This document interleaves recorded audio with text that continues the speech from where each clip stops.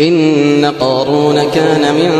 قوم موسى فبغى عليهم وآتيناه من الكنوز ما إن مفاتحه لتنوء بالعصبة أولي القوة إذ قال له قومه لا تفرح إن الله لا يحب الفرحين وابتغ فيما آتاك الله الدار الآخرة ولا تنس نصيبك من الدنيا وأحسن كما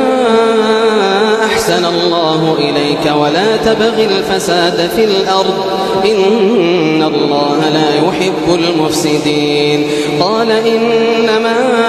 أوتيته على علم عندي أولم يعلم أن الله قد أهلك من